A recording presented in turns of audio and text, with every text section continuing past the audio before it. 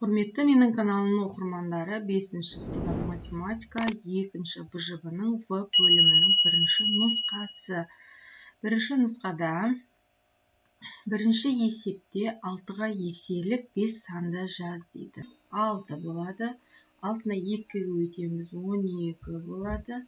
6-ны 3-ге көбейтеміз, 18. 6-ны 4-ге 24. 6-ны 5-ге 30 болады екен. Бұл біріншінің А тапсырмасы. Енді Б тапсырмасы. 15-ге еселік. 15-ті 1-ге көбейтеміз, 15. 15-ті 2-ге көбейтеміз, 30. 3-ге көбейтеміз, 45. 60. 75 екен. Яғни 15-ті 1-ге көбейткенде шыққан сан 15. Осылай есептерді жазамыз.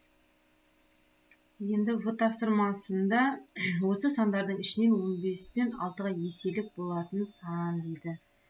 Ең кіші ортақ еселік 6, 15.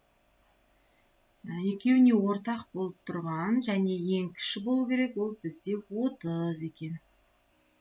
Екінші тапсырма 20 санның барлық бөлгіштерін жазыңыз. 20 санның бөлгіштері.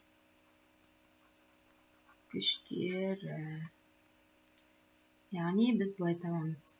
Бөлгіштері 1, 2, 4, 5, 10, 20. Бірге бөлеміз 20. Бірінші бөлгіші. 20-ны 2-ге бөлеміз. Екінші бөлгіш.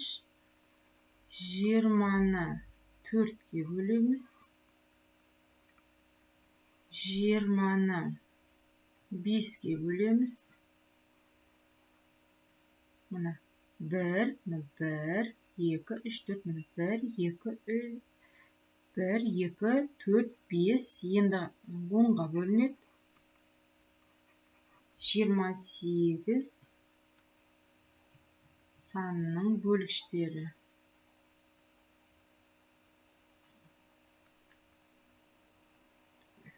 Ол да жаңағыдай 28-ді 1-ге бөлеміз, 2-ге бөлеміз деген сияқты бірден жаза саламын. 1, 2, 4, 7, 14, 20. В тапсырмасында ең үлкен ортақ бөлгіш дейді.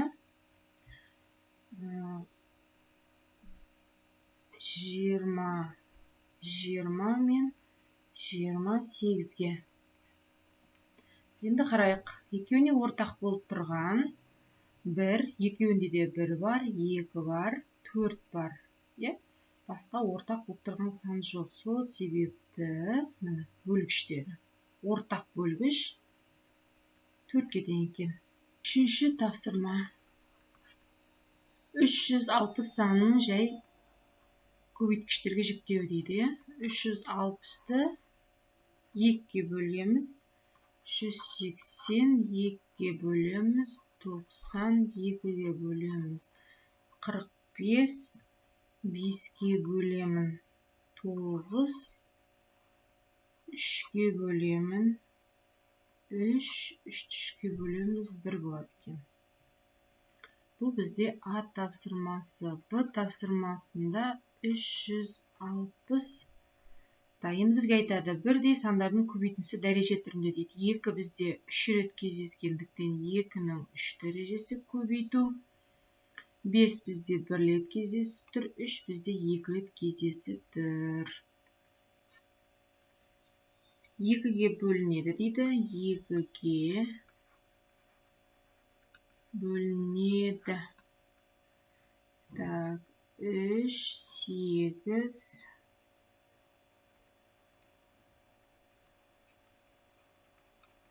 Жұлдызшаның орнына қандай санды қою керек?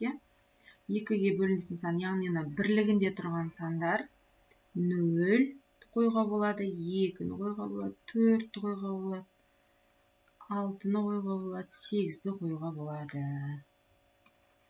Б тапсырмасында 3-ге дейді. 3-ге бөлінеді дейді.